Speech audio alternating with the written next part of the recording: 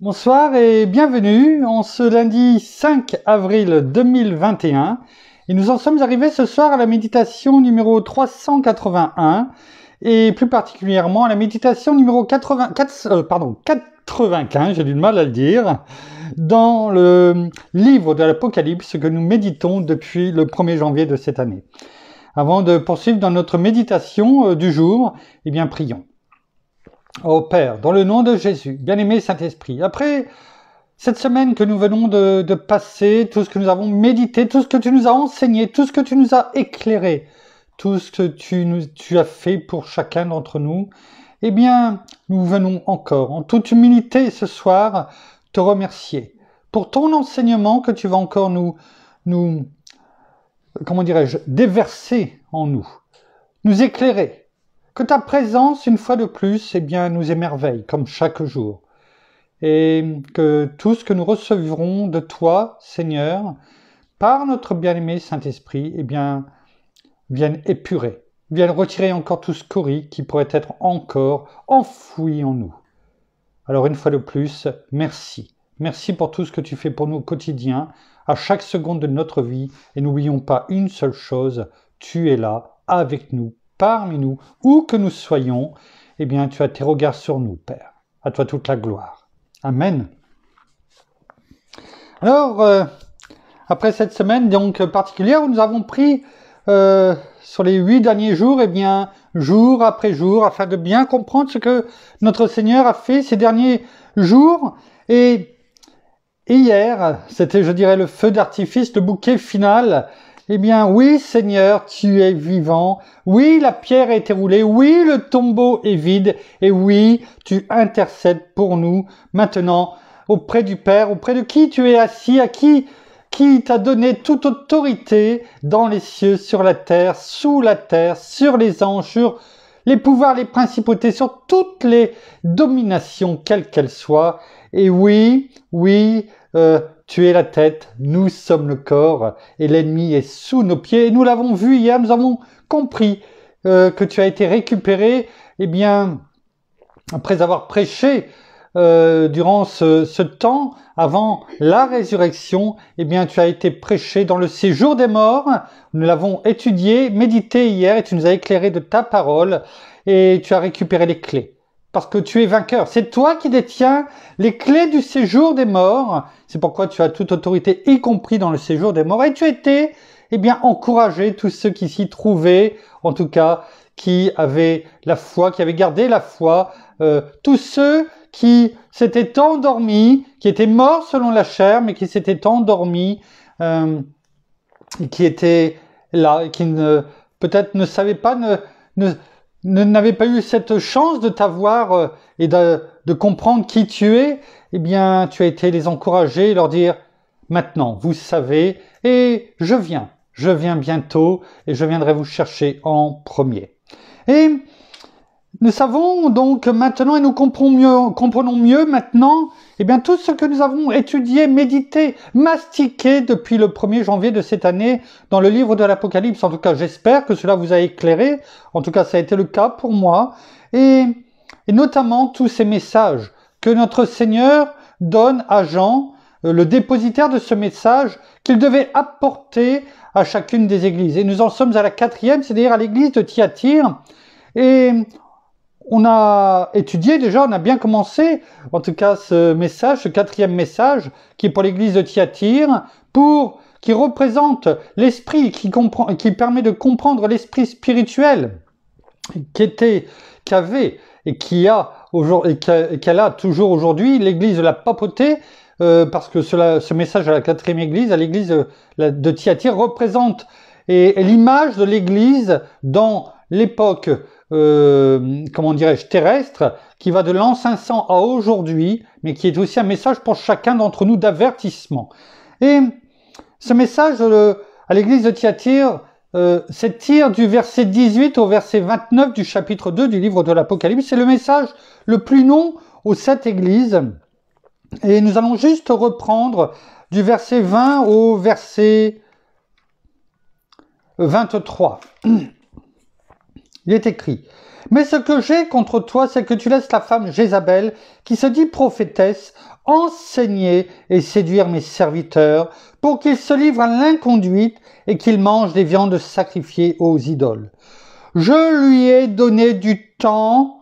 Pourquoi? Pour se repentir. Mais elle ne veut pas se repentir de son inconduite.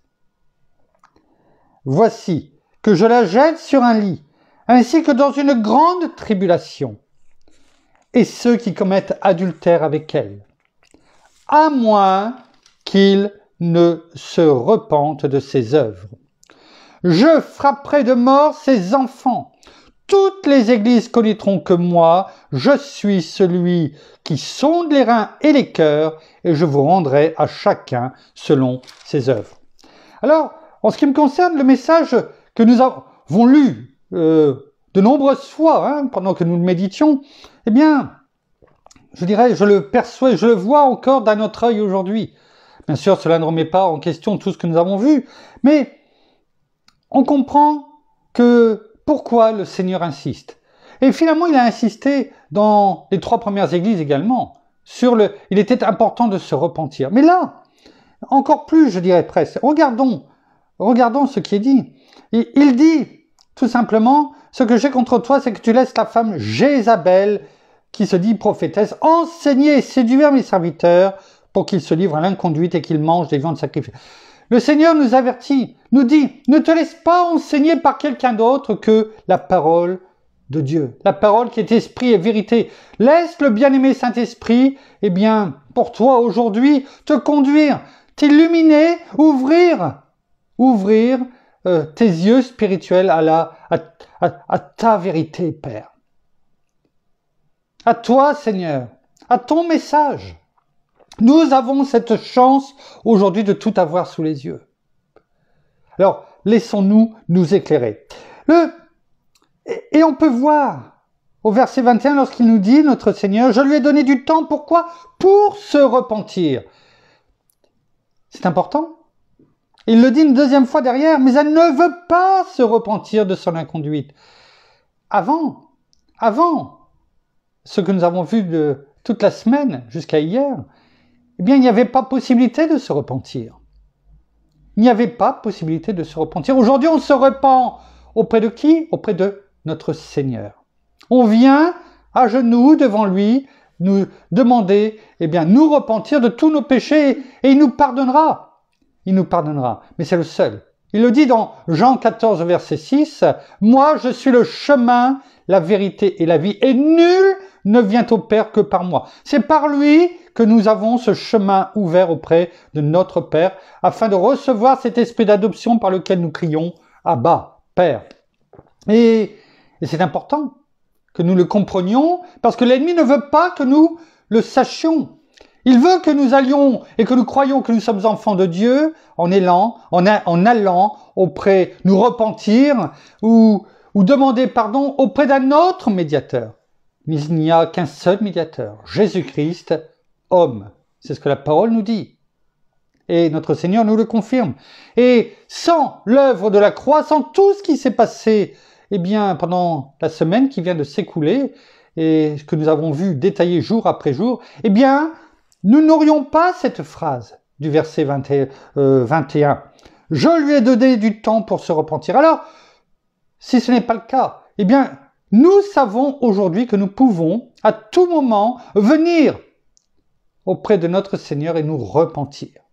Il nous a donné du temps, tant comme il le dit ici. Mais attention de ne pas toujours croire que nous avons le temps. Oh, l'ennemi voudra toujours nous dire « t'as le temps ». T'as le temps, mais le temps passe. Et comme le disait Pagnol, le temps passe. Et il fait tourner la roue de la vie comme l'eau, celle des moulins. Et à un moment donné, il y a une sécheresse. Et cette sécheresse est tellement grande, qu'il n'y a plus d'eau. Et l'eau ne tourne plus la roue du moulin. Et c'est ainsi que la vie, s'arrête. Et là, c'est terminé. On l'a vu hier.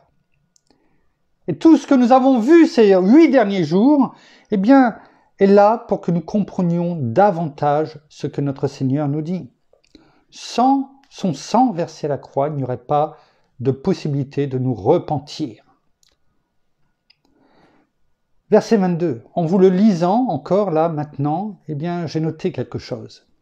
Voici que je la jette sur un lit, ainsi que dans une grande tribulation, et ceux qui commettent adultère avec elle.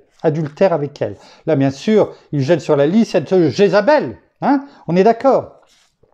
Mais notez encore la fin de ce verset, à moins qu'il ne se repente de ses œuvres. À moins qu'il ne se repente de ses œuvres. Et nous, quand on regarde en 1, 2, 3, 4, 5, 6, 7, en 8 phrases, pas 8 versets, en 2 versets, eh bien, 3 fois, il est parlé de repentance. Et là, dans la repentance, il est écrit à la fin, à moins qu'il ne se repente. Et de qui notre Seigneur parle-t-il? Eh bien, de ceux qui commettent adultère avec elle, c'est-à-dire avec cette Jézabel. Et ce que nous n'avions pas noté, eh bien, c'est que là, à qui il dit, eh bien, tu peux encore te repentir? Eh bien, il parle à ceux qui commettent adultère avec elle. Mais à aucun moment, il ne parle de la Jézabel, de cette Jézabel, de cette femme qui se dit prophétesse, et de ceux qui, eh bien, de cet esprit démoniaque. Il ne parle pas de cet esprit démoniaque, il ne parle pas de cette Jézabel, il parle de ceux qui commettent adultère avec elle. Et c'est à ceux-là qui dit, eh bien, vous pouvez encore venir et vous repentir, oui, de vos œuvres. Et ça, c'est important. C'est important. Et pourquoi il insiste tant? Eh bien, tout simplement, c'est par rapport aussi à ce que nous avons vu hier. Parce que notre Seigneur, nous l'avons vu, hein, nous avons parlé du séjour des morts. Nous avons dit ce que notre Seigneur a été faire. Nous avons lu dans le passage,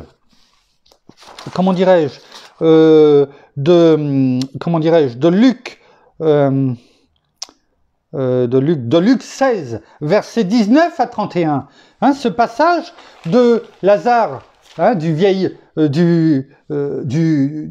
pauvre Lazare, hein, non pas Lazare, l'ami de Jésus qui l'avait ressuscité, mais de Lazare et du riche. Nous avons vu où ils ont terminé chacun leur vie, si je puis m'exprimer ainsi, pas leur première vie, mais leur éternité finalement, où elle se termine.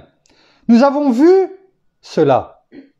Et est-ce que notre Seigneur, eh bien, nous dit là, eh bien, aujourd'hui, vous avez cette chance. Pour ceux qui, aujourd'hui, ont pris le mauvais chemin, eh bien, contrairement à ceux qui m'ont précédé, et qui vous ont précédé, enfin du moins avant notre Seigneur, eh bien vous avez une chance quelque part extraordinaire, incroyable de pouvoir venir vous repentir. Ouais. Est-ce qu'on le conçoit? Est-ce qu'on le comprend? Est-ce que l'on comprend? Est-ce que l'on voit tout simplement eh bien cette chance que nous avons? Quel que soit notre chemin, le chemin que nous avons pris aujourd'hui qui n'est pas le bon, eh bien nous pouvons tout simplement venir auprès de notre Seigneur et nous repentir.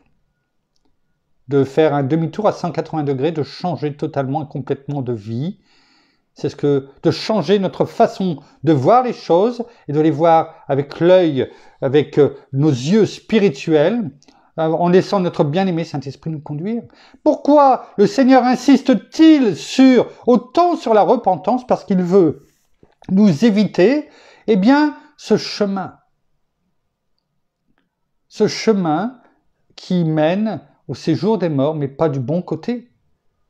Et ce qu'il veut, c'est nous éviter que, eh bien, ce que nous avons dit hier, ce que nous avons entendu, et on va le répéter, qui se trouve dans Apocalypse chapitre 20, verset 15, « Quiconque ne fut pas trouvé inscrit ou dans le livre de vie fut jeté dans l'étang de feu, dans ce même étang où est jeté Satan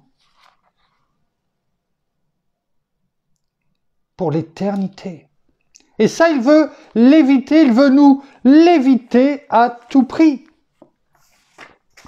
À tout prix. Et on comprend mieux pourquoi, eh bien, dans ce verset 21, 22, c'est tellement, il insiste tellement sur la repentance, parce qu'il nous aime tellement.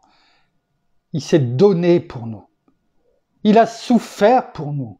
Il a tout abandonné pour nous. Il aurait pu tout arrêter en un instant, mais il ne l'a pas fait tellement il nous aimait et tellement il nous aime encore à chaque seconde de notre vie. Et il souffre quelque part encore à voir que nous prenons le mauvais chemin, pour certains. Et il nous dit, je ne veux pas que tu ailles dans cet étang de feu. Je veux que ton nom soit où? Inscrit dans le livre de vie. Et ainsi on comprend mieux ce qui est écrit dans ces fameux versets, eh bien, de Luc 10, versets 16 à 20, et notamment, eh bien, les versets 19 et 20, et notamment celui qu'on le connaît, le verset 19, on l'a déjà vu tant de fois, et nous le verrons tant de fois, parce qu'il est bon de se le graver de graver sur les pierres de notre cœur. Pourquoi? Parce que l'ennemi veut que nous ne le comprenions pas et que nous ne l'oublions. Cette autorité qui nous a délégué, qui nous a donné d'idomie. Verset 19 dans Luc chapitre 10. Voici, je vous ai donné tout pouvoir, toute autorité pour marcher sur les serpents et les scorpions. Et il l'a fait parce qu'il a vaincu l'ennemi. Il a vaincu la mort. Et sur toute, et sur toute la puissance de l'ennemi, et rien ne pourra vous nuire. Et là, il répond aux 70, mais à nous, mais aux 70 qu'il avait envoyés, qui répondent, et qui lui ont dit avec joie, oh Seigneur, même les démons nous sont soumis en ton nom. Et c'est formidable, si on chasse les démons, si on guérit les maladies au nom de Jésus, c'est formidable. Quelle joie, quelle autorité, quelle puissance, quel pouvoir en nous. Est-ce que cela nous garantit notre salut?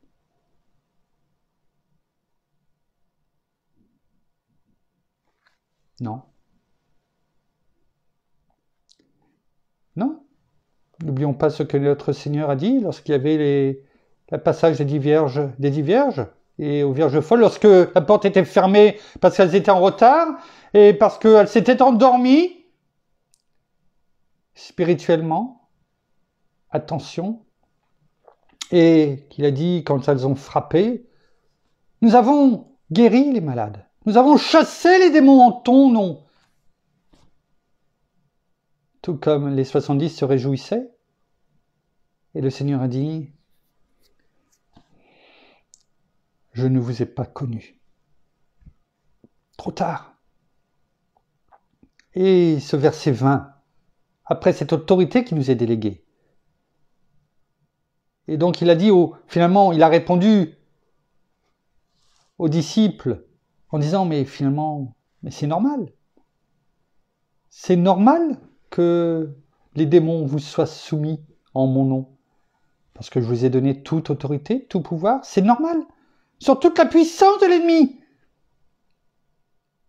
Et rien ne pourra vous nuire. C'est ce qu'il nous dit aujourd'hui. Parce que en son nom, eh bien, l'ennemi tremble, les démons tremblent. Mais est-ce que c'est ça le plus important? Eh bien, le Seigneur nous répond. Parce que souvent, on retient le verset 19. Et je me mets dedans. On le prie chaque jour, on le rappelle à l'ennemi. Et on dit merci à notre Seigneur pour ce verset. Mais bien souvent, on oublie le verset qui suit, qui termine, eh bien, ce passage avec les 70, le verset 20. Et en ce qui me concerne, en tout cas, je le vois encore plus sous un nouvel angle. Il est écrit cependant. Cependant. C'est-à-dire, ce que je vous ai dit avant, toute l'autorité, tout ce que vous m'avez dit, qui est normal. Il n'y a rien d'extraordinaire. Eh bien, cependant, ne vous réjouissez pas. Ne soyez pas dans la joie. Hein? Ne vous réjouissez pas de ce que, ce qui ne veut pas dire de ne pas être dans la joie en Christ Jésus, hein, c'est pas ça, mais ne vous réjouissez pas de ce que les esprits, il dit même pas les démons, comme il n'emploie même pas le même mot. Les esprits au sens large. Donc, cependant, ne vous réjouissez pas de ce que les esprits vous sont soumis, mais à la révélation qu'il nous donne. Réjouissez-vous de ce que vos noms sont inscrits dans les cieux, c'est-à-dire dans le livre de vie. Il nous dit, c'est ça le plus important. Parce que si vos noms sont inscrits dans le livre de vie, tout le reste suit. C'est une évidence. Mais vous pouvez avoir tout le reste sans que votre nom soit inscrit dans les cieux.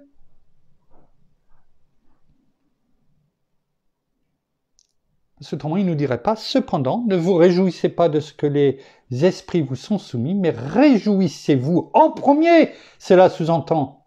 D'abord, toujours, n'oubliez pas que c'est cela qui doit être en haut de la pyramide ou de l'entonnoir.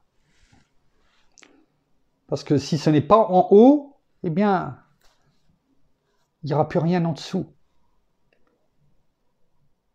Réjouissez-vous de ce que vos noms sont inscrits dans les cieux, dans le livre de vie. Et ainsi, on revient dans ce qu'on vient de dire tout à l'heure, dans Apocalypse 20, verset 15, ce quiconque, ça sera toi, ça sera moi, ça sera nous, ensemble.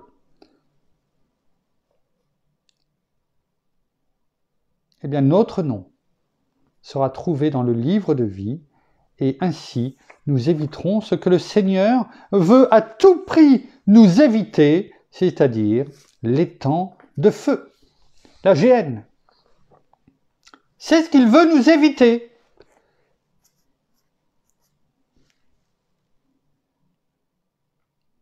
Donc il est bon. Il est bon de retenir ces paroles. Si ce n'est pas le cas, de venir, nous repentir devant notre Seigneur, celui qui a versé son sang pour nous, son sang qui, par l'œuvre de la croix, nous justifie, nous lave aussi de tous nos péchés, nous justifie, nous purifie, nous sanctifie et nous met à part pour lui, afin que nous le servions en esprit, en vérité, en gardant sa parole. Et il nous a fait une promesse. Celui qui garde ma parole, c'est celui qui m'aime. Moi aussi, je l'aimerai. Et mon Père l'aimera. Et je me manifesterai à lui. Et un peu plus loin, je viendrai, mon Père et moi viendrons faire notre demeure chez lui. Avec notre bien-aimé Saint-Esprit, l'Esprit de Dieu, l'Esprit de Jésus, car ils ne font qu'un, comme nous faisons qu'un avec notre Seigneur, afin d'être, comme la parole le dit aussi, dans 1 Corinthiens 3, 16, se rappelle, ne savez-vous pas que vous êtes le temple de Dieu et que l'Esprit de Dieu habite en vous? Mais on ne l'est que si on fait ce qui a précédé. On garde sa parole. Alors merci Père, merci Seigneur, merci bien-aimé Saint-Esprit, une fois de plus pour ce pont que tu nous permets de faire et de voir, car ta parole nous éclaire. Et comme tu le dis, toute parole est bonne pour reprendre, pour relever, pour éclairer. Et nous avons tellement besoin de ces phares qui nous éclairent spirituellement jour après jour. Ces phares sont toujours allumés, comme aujourd'hui, les phares des voitures en règle générale doivent être allumés, jour comme bien sûr encore plus la nuit. Alors la journée, peut-être que ça ne nous permet pas de, de voir clair. Mais les autres nous voient arriver de loin, et c'est ainsi que nous devons être, nous laisser éclairer jour et nuit. Dans la journée, même si ça ne nous permet pas peut-être de voir les choses, les autres nous voient et nous sommes un bon témoignage parce que tu brilles en nous. Et la nuit, non seulement les autres nous voient aussi de loin, mais nous, ça nous permet aussi de voir là où nous marchons, car tu es une lumière à nos pieds, une lumière sur notre sentier. À toi toute la gloire, Père, dans le nom de Jésus. Nous terminons par la prière. Merci.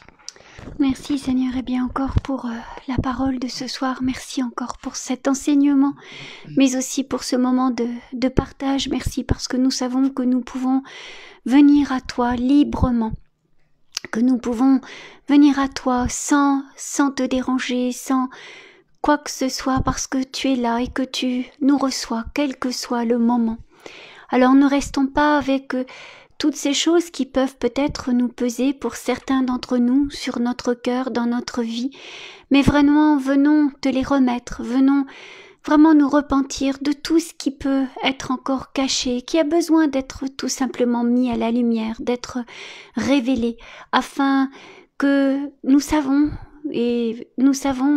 que ton sang nous a purifiés, il nous justifie chaque jour. Alors merci de ce que tu fais pour chacun d'entre nous. Merci parce que tu es avec nous et autour de nous. Merci parce que tu intercèdes pour nous auprès de notre Père.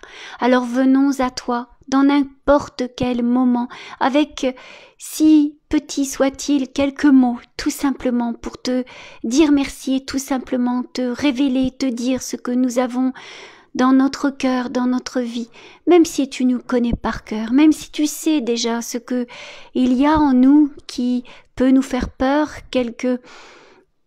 des contrariétés ou toute autre chose, tu nous connais, tu sais qui nous sommes. Alors merci encore parce que tu es notre chemin, tu es la vérité et la vie, mais aussi nous voulons marcher sur ce chemin rempli et d'intégrité, de droiture, mais aussi de justice. Merci parce que nous voulons demeurer fermes dans la foi, ne pas être ébranlés, ne pas être courtisés et ne pas flancher contre toutes ces choses qu'il peut y avoir dans le monde et avec tout ce qui s'y rapproche, mais vraiment garder toujours nos yeux droits sur toi et ne jamais perdre de vue que tu es là à nos côtés, que tu es là pour nous secourir. Alors, soyez tous abondamment bénis, frères et sœurs, et restez fermes dans la foi, dans le nom de Jésus. Amen. Amen. Merci.